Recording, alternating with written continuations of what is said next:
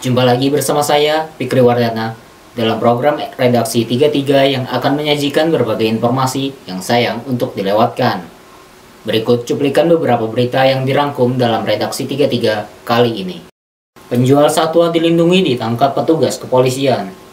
Pemilu kembali disiapkan, PKB usung kader-kadernya di beberapa daerah di Kaltim. Kita awali Redaksi 33 kali ini. Tahapan kerja Komisi Pemilihan Umum segera dimulai lagi. Setelah di-stop akibat kebijakan social distancing pada masa pandemi COVID-19, Partai Kebangkitan Bangsa atau PKB sudah final menyiapkan calon-calonnya untuk 3 kabupaten kota, yakni Kabupaten Pasir, Kota Bontang, dan Kota Samarinda. Simak informasinya. Inilah Partai Kebangkitan Bangsa Kalimantan Timur menghadapi pilkada di 9 kabupaten kota. Partai yang dipimpin Syafruddin ini mengakui sudah siap menuju kompetisi demokrasi yang bakal digelar 9 Desember 2020. Khususnya untuk 3 daerah yakni Kabupaten Pasir, Kota Samarinda, dan Bontang. PKB sudah final dengan calon-calon yang diusungnya. Untuk Kabupaten Pasir, PKB mengusung Ketua DPC. Untuk Kabupaten Pasir, PKB mengusung Ketua DPC PKB Pasir Dr. Fahmi Fadli bersanding dengan Sulaiman Eva Meruk dari PDI Perjuangan. Sementara untuk Kota Samarinda mengusung Andi Harun Rusmadi Wongso dan di Kota Bontang mengusung Adi Dharma berpasangan dengan Basri Rase. Basri Rase adalah Ketua DPC PKB Bontang yang sekarang duduk sebagai Wakil Wali Kota. Timur menyikapi dan menghadapi pilkada yang dilaksanakan serentak 9 kabupaten kota di Kalimantan Timur, tentu ada banyak yang kita siapkan ya. Yang pertama adalah kami akan menyiapkan kader-kader terbaik PKB.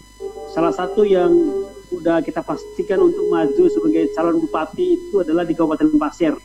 Karena PKB di Kabupaten Pasir itu adalah sebagai partai pemenang itu, maka kita wajib hukumnya untuk mengusung kader terbaik PKB untuk maju berkompetisi pada Pilkada Pasir.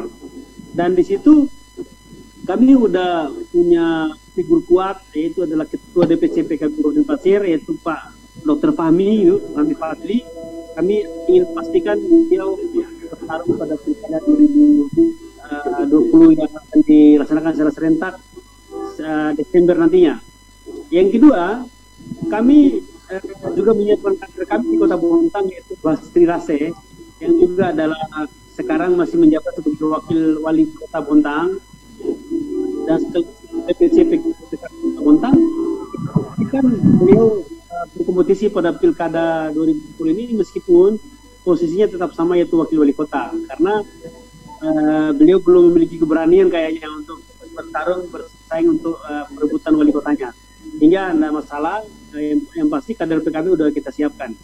Kemudian Samarinda, memang kami harus jujur akui bahwa kami belum punya kader terbaik, kader potensial untuk maju berkompetisi pada Pilkada 2020 di Kota Samarinda. Sehingga kami memiliki ukuran standar dalam menentukan atau menetapkan calon. Salah satu ukurannya itu adalah survei. Nah, dari hasil survei dan baik popularitas maupun elektabilitas, pasangan Andi Harun Rusmadi yang ditetapkan sebagai calon yang diusung oleh PKB.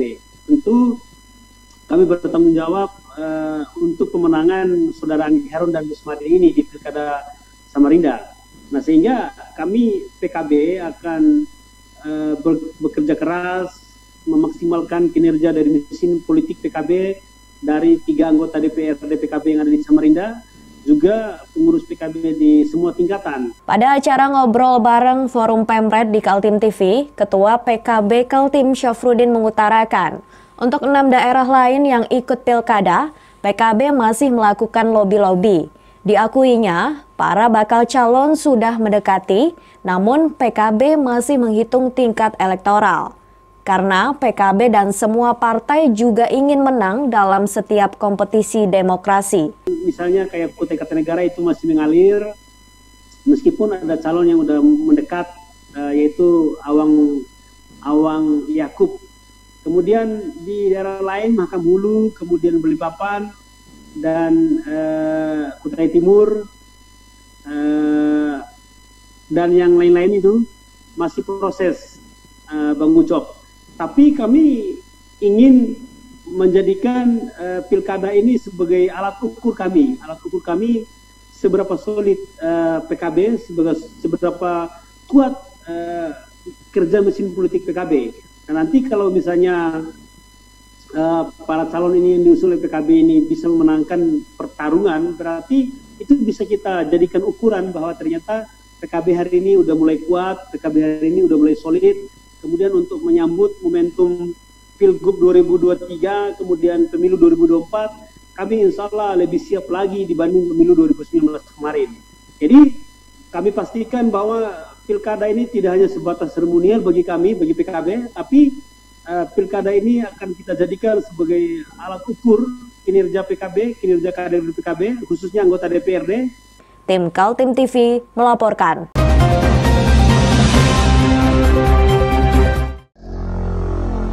Assalamualaikum warahmatullahi wabarakatuh.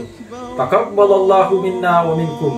Saya Sutomo Jabir, anggota DPRD Provinsi Kalimantan Timur, fraksi PKB, mengucapkan selamat Hari Raya Idul Fitri 1441 Hijriah.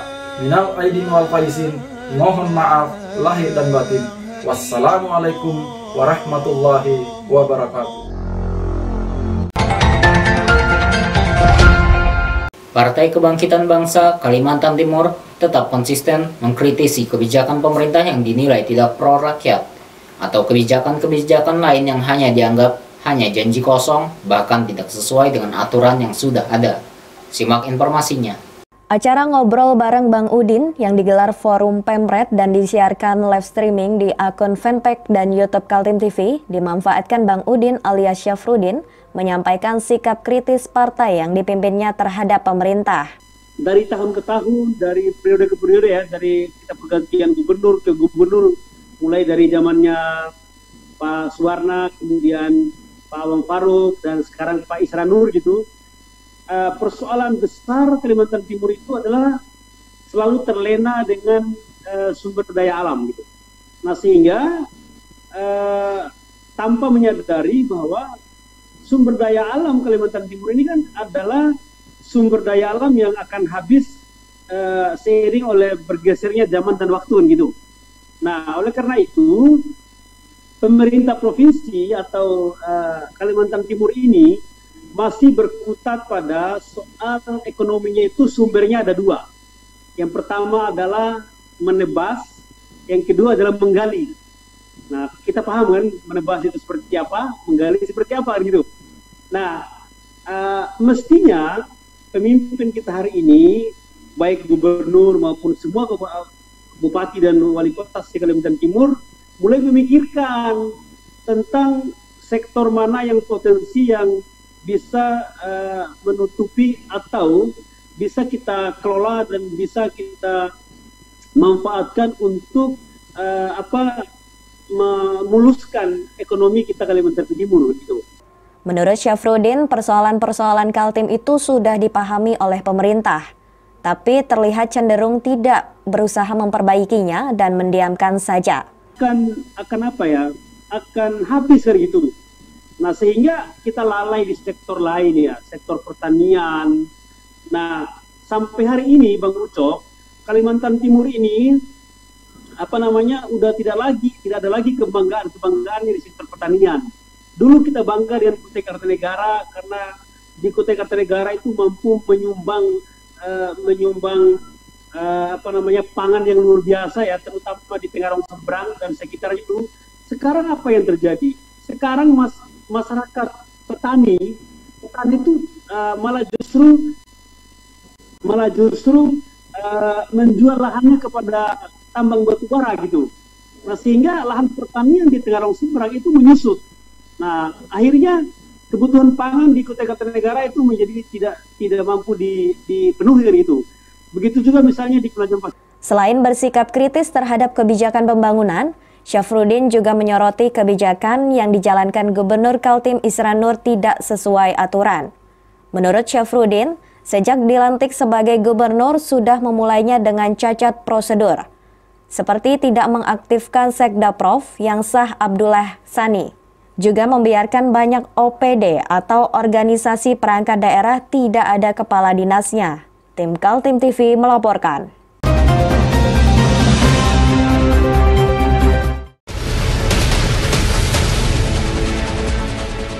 Mari kita memerangi virus corona dengan mematuhi imbauan pemerintah, stay at home.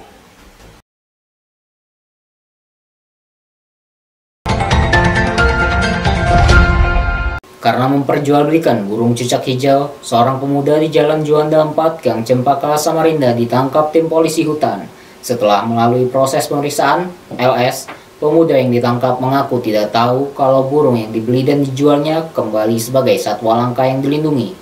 Ini peringatan bagi warga penggemar burung, sebab bisa saja berurusan dengan pihak berwajib jika ternyata burung yang disukainya termasuk satwa dilindungi. Contohnya anak muda dengan inisial LS yang tinggal di Jalan Juanda 4, Gang Cempaka, Samarinda. Karena memperjualbelikan burung jenis cucak hijau yang dalam bahasa Latin disebut Chloropsis sonerati, dia ditangkap dan kini ditahan di Mapolres. Sebelumnya saya tidak tahu antara binatang yang dilindungi.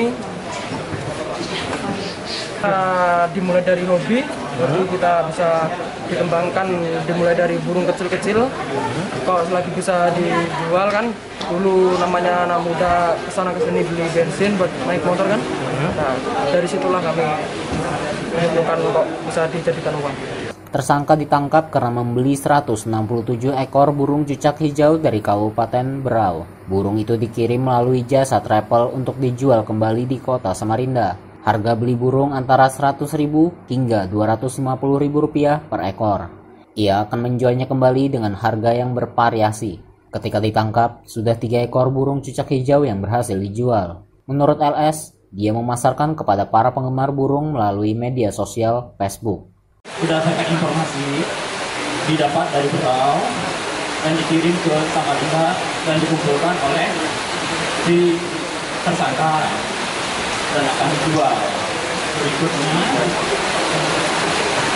apakah ada pengembangan lain? Beliau mengatakan berdasarkan Facebook atau telepon mendapat informasi dan dikirimkan barang itu langsung dari Berau melalui kurir wajib. Transportasi darat yang digunakan travel. Tim Kaltim TV, Hardin melaporkan.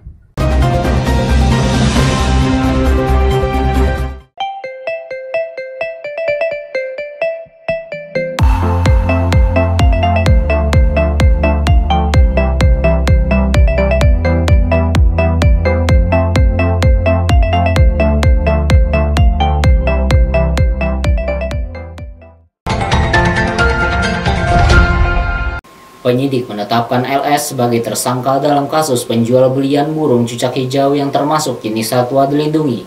Anak muda berusia 19 tahun tersebut menghadapi tuduhan menyimpan, memiliki, memelihara, mengangkut, dan memperjualbelikan satwa yang dilindungi dalam keadaan hidup.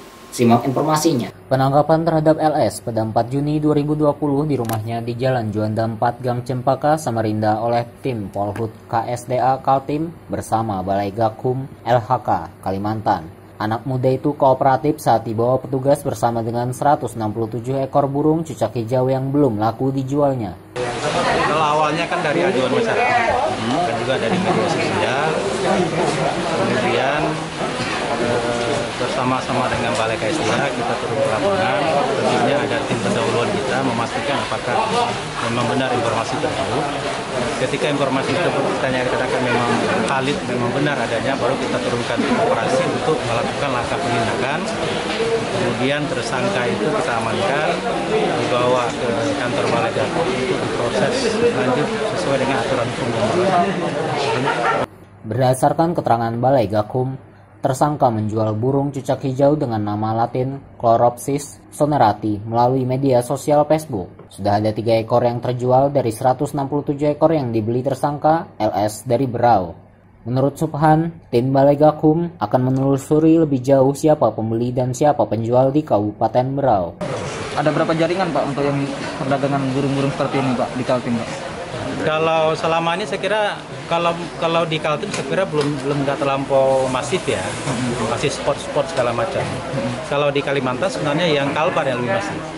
Itu juga bisa dikatakan. Tersangka LS ditahan di Mapolres Samarinda, sementara barang bukti 167 ekor burung akan diserahkan ke Balai KSDA Kaltim, yang selanjutnya akan dilepas liarkan kembali ke kawasan hutan dengan tujuan khusus atau KHDTK Balitek Samboja Kukar. Tim Kaltim TV, Hardin melaporkan.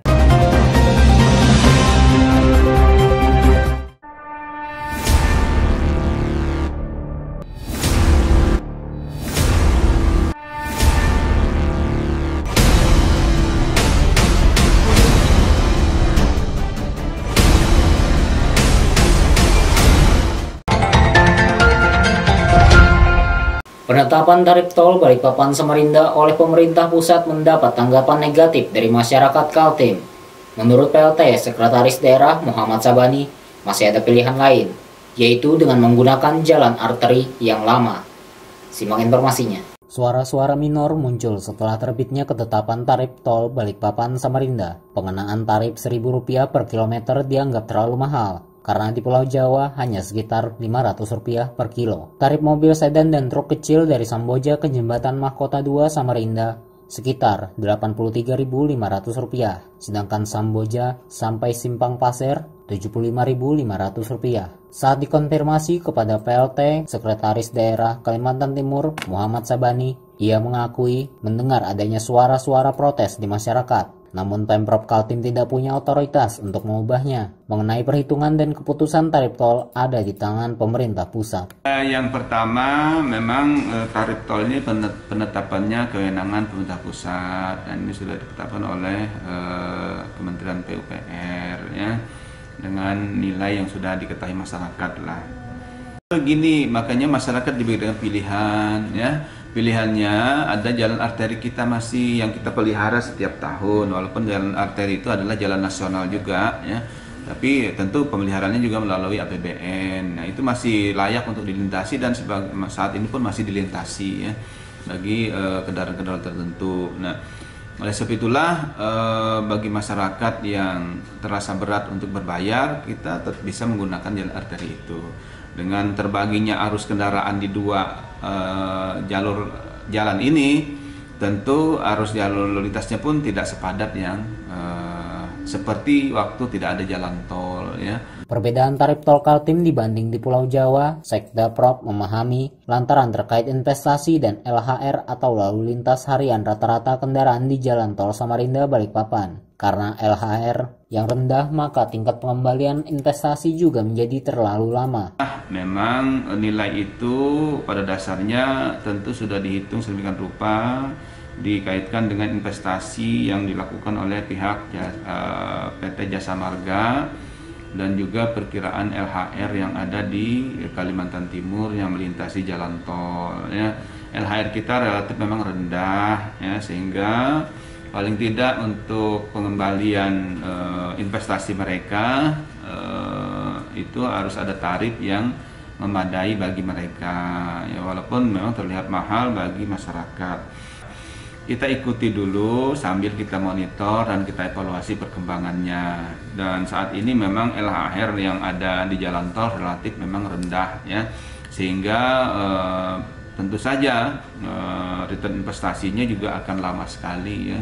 Karena kalau dibandingkan dengan di Jawa, relatif Jawa itu LHR-nya tinggi ya, sehingga relatif tarif bisa lebih murah dan tergantung dengan investasi yang ditanamkan ya. Jalan tol Balikpapan Samarinda dibangun sejak periode pertama Gubernur Kaltim Awang Faruk Ishak pada tahun 2009.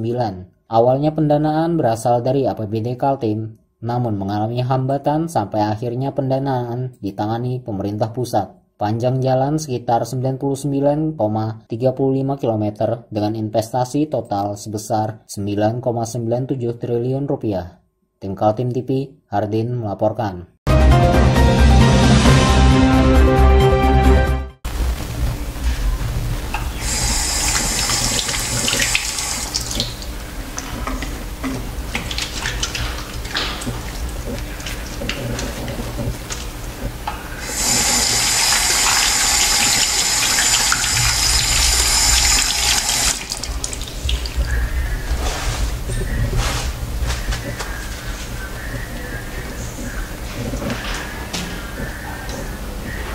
Meskipun di rumah saja, kita tetap selalu menjaga kesehatan, cuci tangan, menggunakan hand sanitizer. Ingat, mulailah dari diri sendiri. Setidaknya ada 17 investor yang dikabarkan menunggu selesainya peraturan daerah mengenai kawasan ekonomi khusus Maloi Batuta. Saat ini, penyelesaian rancangan peraturan daerah tentang kawasan bisnis di Kutai Timur tersebut sudah menuju uji publik. Simak informasinya. Banyak yang berpandangan kawasan ekonomi khusus atau KEK Maloi Batuta terlantar. Dibangun dengan dana melampaui 7 triliun, tapi belum juga ada investor yang berminat memanfaatkannya. Di kawasan ekonomi khusus Maloi terdapat berbagai kebutuhan para investor, seperti pergudangan industri dan pelabuhan internasional. Diresmikan oleh Presiden Joko Widodo pada April 2019, saat ini pengelolaan kawasan diserahkan kepada Perusda Kaltim Melati Bakti Setya atau MPS.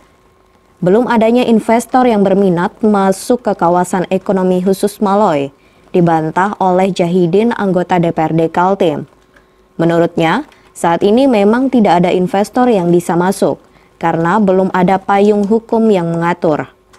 Aturan hukum kawasan memang sudah ada melalui Peraturan Presiden Nomor 32 Tahun 2011 tentang Master Plan Percepatan dan Perluasan Pembangunan Ekonomi Indonesia atau MP3EI.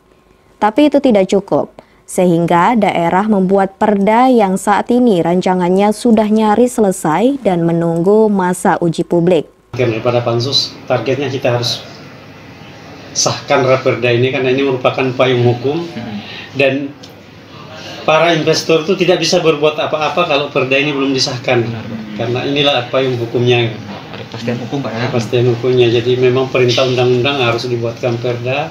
Kawasan seluas 509,34 hektar itu sudah teraliri listrik, sedangkan untuk air bersih masih dalam proses. Menurut Jahidin yang menjadi Ketua Pansus KEK Maloi, saat ini kerja Pansus tinggal 3 tahap lagi, yakni uji publik, persetujuan antara DPRD dengan Pemprov Kaltim, kemudian masuk tahap pengesahan. Pansus Maloi ini merupakan suatu pansus yang skala prioritas. Yang pertama, periode yang lalu sudah dibahas. Dari 17 tahapan sudah 14 tahapan, sudah 11 tahapan sudah dilaksanakan. Tinggal uji publik, persetujuan antara DPR dengan Pemprov, sudah masuk kepada tahap pengesahan. Tim Kaltim TV, Heriman melaporkan.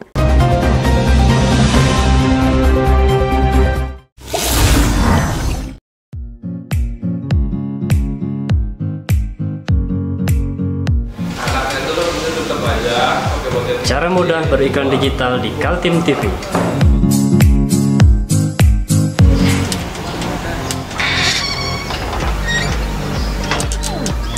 Yang pertama, jadilah sahabat Kaltim TV.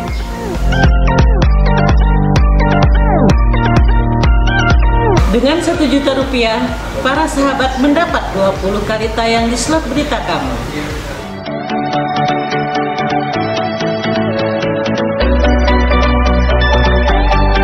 Dengan 20 detik dapat menjangkau 20.000 penonton. Anda beruntung karena mendapat kesempatan perdana dari kami. Ayo jadilah sahabat Kaltim TV.